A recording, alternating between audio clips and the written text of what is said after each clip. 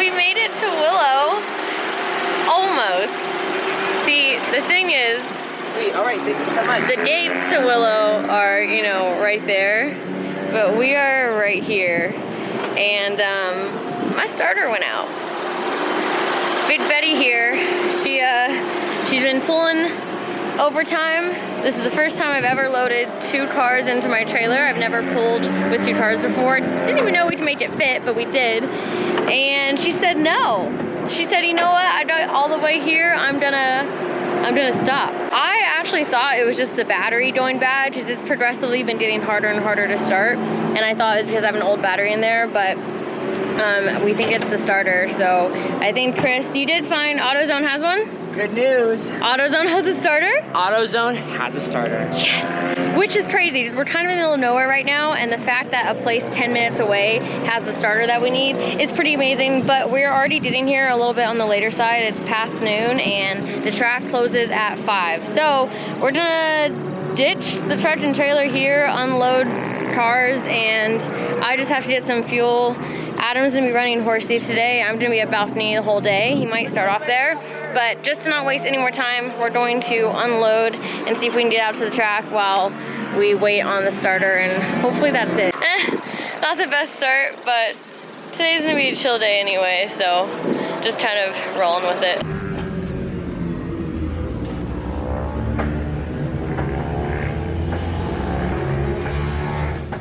Update, we made it. We made it to Balcony. We're here now. There's a couple other people out here. There's a Corvette, and then I think there's an older BMW, which is pretty sweet. But Adam's gonna start up here too to do baseline for his car. I'm trying to figure out why my ECU is not connecting to the computer, so I'm gonna focus on that and then go out. I think we have someone coming to the rescue that's gonna swap out the starter for the truck while we're driving, just because we're already here pretty late and I don't wanna waste any more time doing that. So I think Skylar might be coming to the rescue. We were lucky that they had a starter in stock nearby. Here, what should I start, front, rear? What's the front end? 28.9. That's good, don't go any lower. 28.9 in the front. So the back, they're both like 25 and a half. Just leave it. 28, okay.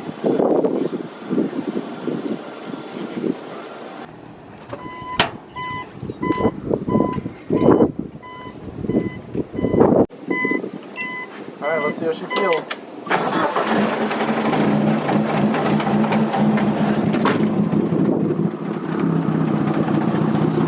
Adam's gonna go out first. I'm still caffeinating, and then I think he's headed straight over to Horse Thief, so I might be here by myself for a little bit. I also don't want him going to Horse Thief by himself because there's no one else there, and it's a thing I've gotten used to coming to Willow quite a bit, that there's just no flagger, like usually no one around if you're the only one at the track. But for a sketchy track like Horse Thief, in a new car and a car that is probably super gripped up and is gonna go as fast as it is, it's a little uncomfortable with him by himself, so might only do a couple sessions and then head out there with him. But I'm excited. I haven't been to Horse Thief since I raced in GRC. We used to do a lot of testing at that track, so I know he's gonna enjoy it and have a lot of fun. For shakedown.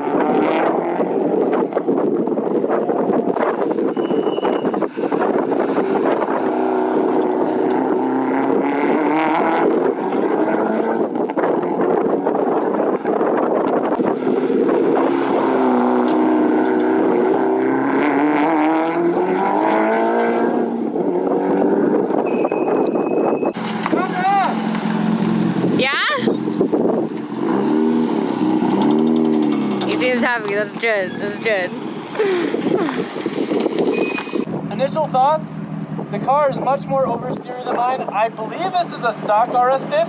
It might be an upgraded like Cusco one, but the locking rear diff instead of the stock crap feels amazing. It feels way more planted coming out of the corners.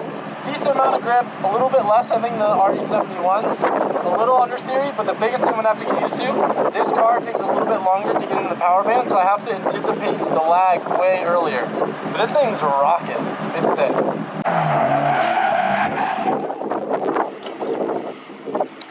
car is probably not gonna like this.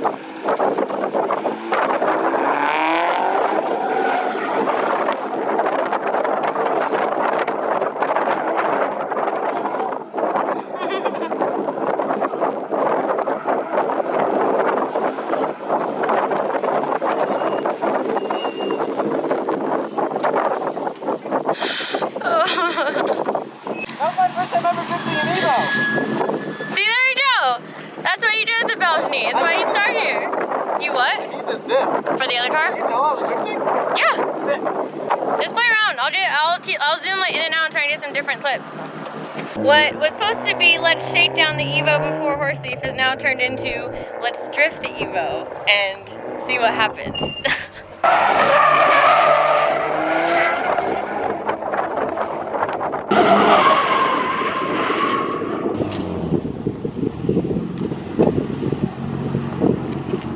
I'm gonna take the car out for the first time.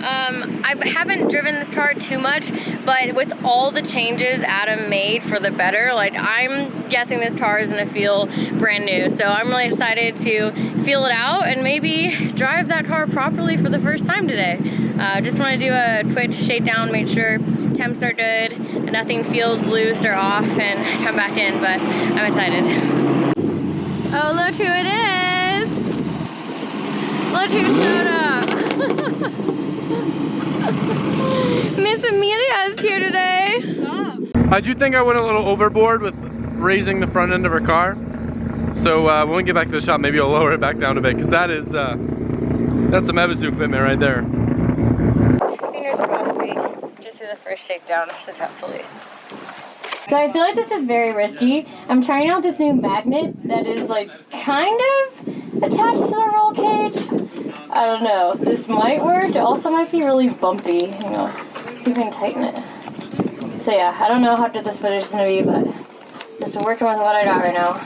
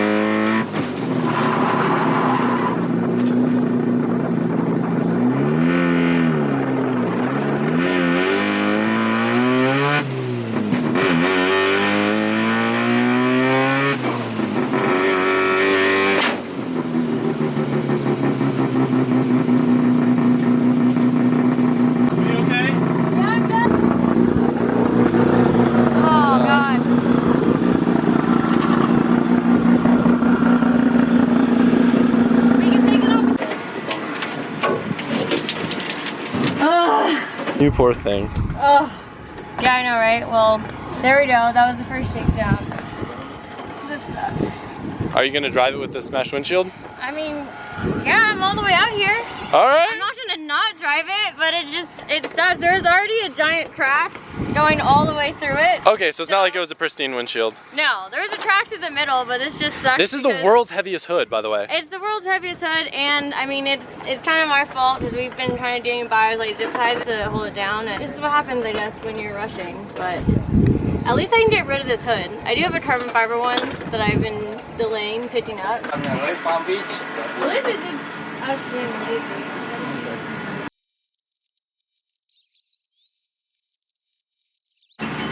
Pass me the orange tape real quick. Are you gonna do the outside? Yeah, I'm gonna do the outside top and bottom. Last night when you drove it, did you feel something clunking when you shifted into second? Clunking when I shifted into second. Yeah, the diff didn't feel like it moved at all or anything? I mean, it made the clunky noises. But okay, let's try this again.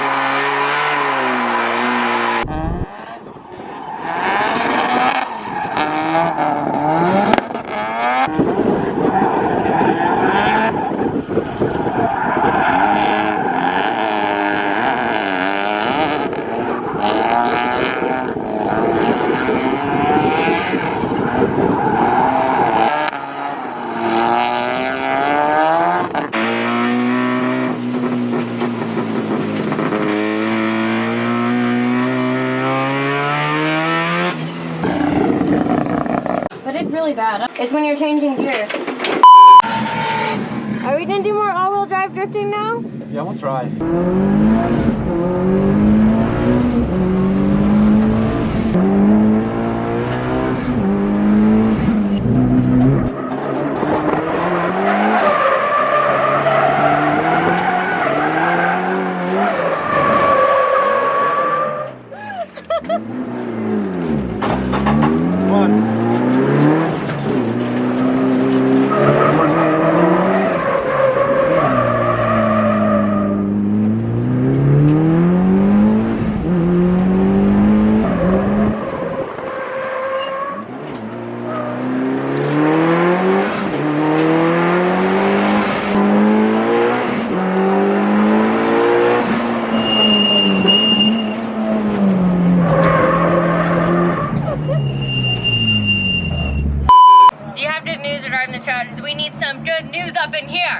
He's fixing on it, so it's gonna work. I have high hopes in Skylar. Skylar's always been there for us.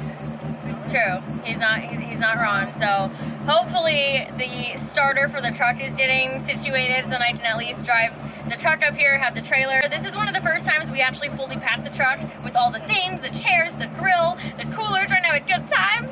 And I can't grill yet. He can't grill. I can't grill yet. He's been wanting to cook all day. It's been pretty rough so far. I really quick jumped in the car with Adam because he wanted to drive at Horse Thief, and we just needed to get in a car that could drive and do something successfully because so much stuff was going wrong. The clunking I felt before, we thought was associated with all the bolts being loose in the back. So the drive shaft bolts, all four were like ridiculously loose. Some of the nuts on the axles were also loose. So it made sense, hey, the clunking, that was it. I kept feeling a knocking when I was going out there to shake the car down. Right when I would change gears, it's this massive knock and I didn't know where it was coming from, especially since we just tightened everything. And we lifted up the car, moved the drive shaft, and that seemed fine, and lifted it up more so I can get fully under it, and realized that when I actually released the parking brake when Adam was under the car, he noticed the diff move. The whole mount in the front is either broken or disconnected. I'm gonna go back under and check it now. It seems like it's broken, so maybe like the last track day that this car was out for 2 seconds. This car is a really bad track record. Like I literally have never done one full day on it. It's always something, and that also goes back on me not making this car a priority. It's always rushed. It's always kind of last minute, me trying to tackle on like I am with Adam now. But a lot of that is on me because this car is always a last minute throw together to try and just tackle on with someone else. So I know I understand that. It has not been a priority. I'm focusing on the 3-rotor, and now I have the Z. So I totally did that, and I own it, but when we were under, we noticed that the main diff mount, so there's one in the front, then there's 2 towards the rear, and like, yeah, I think the one in the front is completely broken or was never hooked up. I don't know. So that sucked. I just wanted to jump in the car with Adam when he went out there, did some good laps in, and actually have a decent time since so much stuff was going wrong. So now I'm gonna go back under and look at my car, but if it's the front diff mount that's broken and snapped because it's like a rubber metal piece hybrid, I'm done. I'm done for the day, which I never even started for the day. So yeah, that kind of sucks, but at least Adam's car is out here. This car is rocking, especially for being a brand new race car he just picked up, and it was really awesome being back at Horse Thief Mile again, going around in an all-wheel drive car. Even without driving it, I'm like, it was bringing back so many memories from GRC testing days. And because this might be a very short video from my perspective, seeing as how I think my car is already out and I haven't even done one complete shakedown and my windshield is shattered and there's like a million other things going on right now. Since this might be a short video, I will put in track footage of the last time that I was at Horse Thief Mile in my GRC car. So I'll play that now and imagine it in my head and pretend that I'm driving Horse Thief in my GRC car and everything is all just great right now.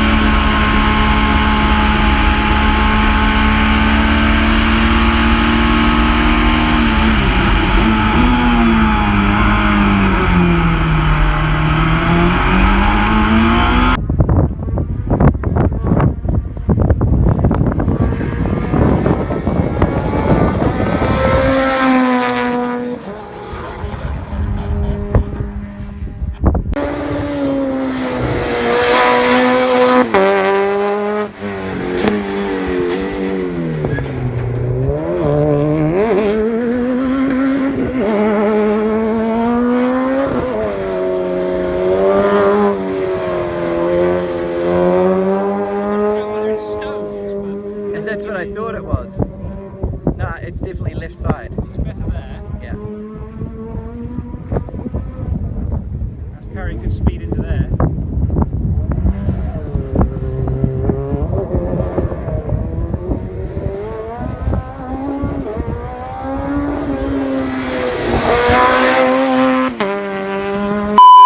Oh, side note, if anyone's gonna comment on why I'm like so happy and everything's like slowly melting down, I'm just trying to explain here, Chris will be good to have here while I explain this.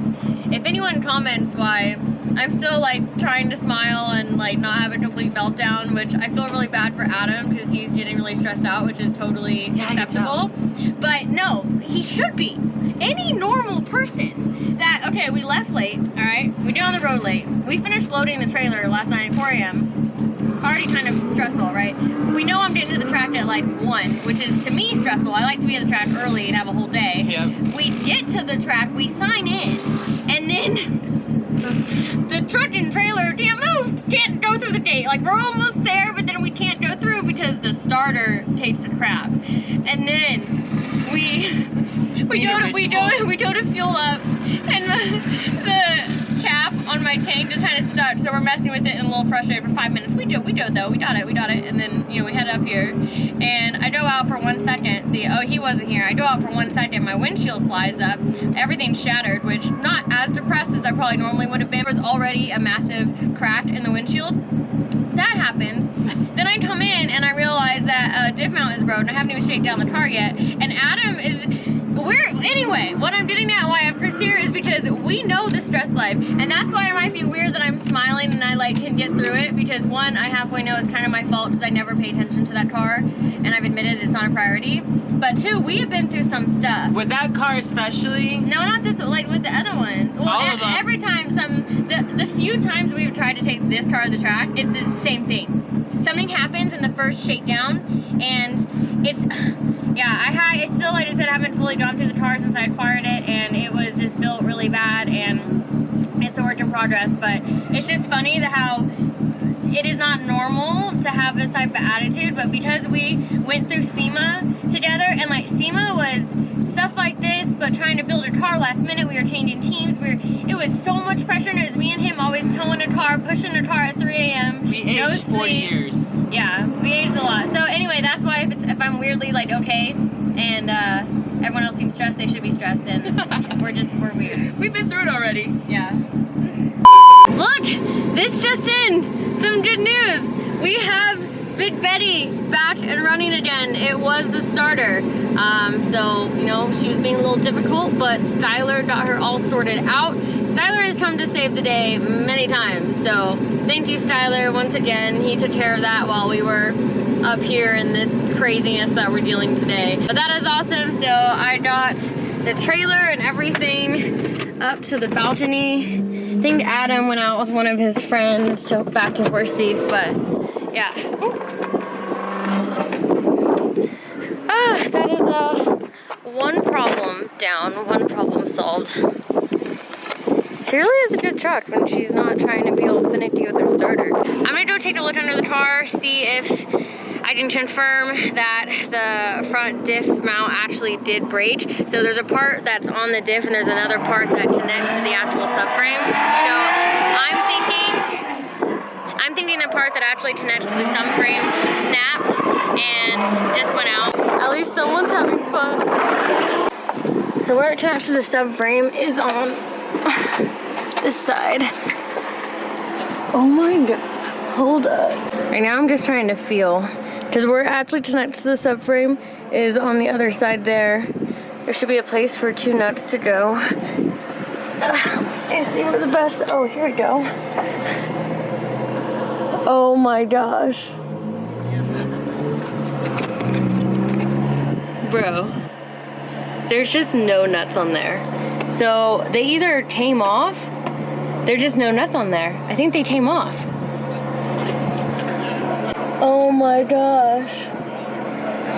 Wow. Okay, I'm gonna see if I can show you guys. Hold up. This is actually good news because it means nothing broke. I was thinking, let me see. I don't know if this camera can actually focus.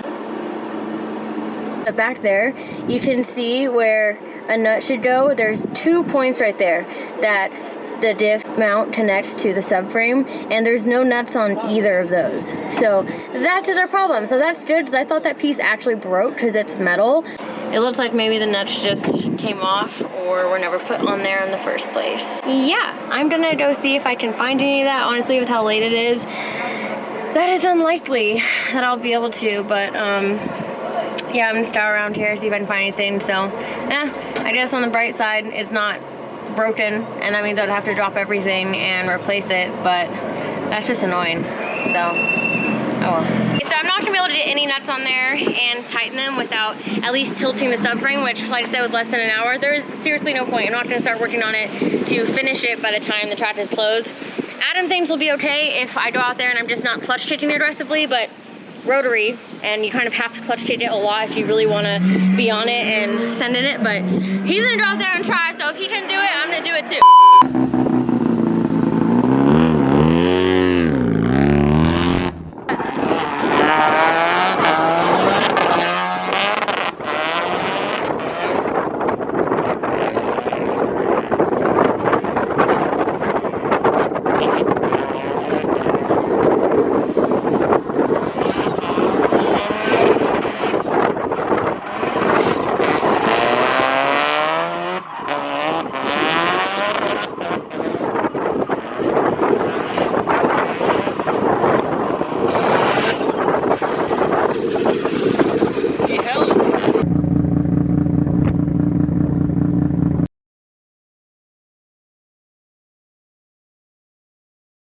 Okay, it's the end of the day. I never ended up taking the car out again. I wasn't gonna be able to drive it to the full extent anyway because of the issue with the diff mount not being connected to anything in the front, so it just wasn't worth the risk. Yeah, today's been so much fun. At least Chris was cooking up food on the grill and keeping us all sane like that. I kept the children fed. He did. And at least we had an awesome time with Adam's car. Yeah, I think this might be the end of the Sailor 7 car, very close to it. I haven't ever talked about that, but I've been wanting to get rid of that car for a while now. Multiple reasons. I've said it a million times, I feel like, in this video. That car has never been a priority, and I keep finding myself in this situation. And I think this car would be really, really good for someone that has the time to make it their priority. There's so many good, expensive parts on it. Like, it has a lot of potential, but right now the 3-rotor is my rotary focus. I've been thinking about it for a while. Chris knows that. I mean, it's not my car, but you're the one saying. I've had this conversation like a million times, and then I just get on to other things and kind of just let that car sit and forget about it, and then someone wants to go to the track and I'm still working on the 3-rotor here, and I'm like, oh, let me just like throw it together, screw it, it can't be that bad. I don't know, it's a fully built engine, and like I have a spare transmission for it, I have spare axles for it, it's a Part Shop Max angle kit that's been modified by OMD Parts to have a little extra angle. I have the car all around on my Shockriki coilovers by 326, which I probably would throw on different ones if I end up selling the car, just because that would be really good to have as backups for the 3-rotor car. I think we might be there, and it just sucks because the branding on this car has been some of my favorite, and I haven't even been able to drive it yet and get good content with it. And I know a lot of you guys have liked that car. I've had a lot of people reach out about putting it in games, and honestly, I feel like that's the reason why I've held on to it a little longer, just because I'm so close with the Sailor 7 concept, and I love that idea and concept, but there comes a time where you gotta prioritize and accept how things are and what you should do. And right now, I do not have the time to prioritize that car. And yeah, I keep winding up in this scenario. So, yeah, thinking I might sell it. Yeah, I think we're there. Anyway, we're gonna load up and get out of here. It is super windy and want to try and get on the road before it gets too dark. That is the end of this video, and maybe the end of an era with Sailor 7, but you know what? Sometimes sometimes things just gotta happen. The 3-rotor is priority. We're so far in that car. It's been in development for so long. We're gonna be entering a new phase of testing and tuning and even more development. I don't got time for this. If I'm gonna have a secondary car, it needs to be like my setup in Florida that is just reliable, very easy. And I do think someone can have an amazing time with that chassis. And I also feel like I'm doing it a disservice because I just don't have the time to dedicate. And I feel like it could be such an awesome drift car and it has so much potential, and I'm just not giving it the light of day because my head is elsewhere, and I keep trying to do fun things last minute with my friends and wind up here. So yeah, maybe keep an eye out on social. I'm sure I would post it somewhere if I'm gonna sell it. I mean, I feel like I am. I've been here before. I've already had this conversation a million times, and I think this today sealed the deal. So yeah, we'll get a few things sorted on that one. Honestly, at least the windshield completely went today. There was already a massive crack down the middle, so I'm probably gonna get the windshield replaced, get the nuts on the diff on there to begin with. Put those on. I'll put those on so that it's ready to go. There's an action clutch already in it. It's a good base, man. It just needs some TLC. It needs some love. So maybe one of you guys out there can give it to her. What is TLC? Get down.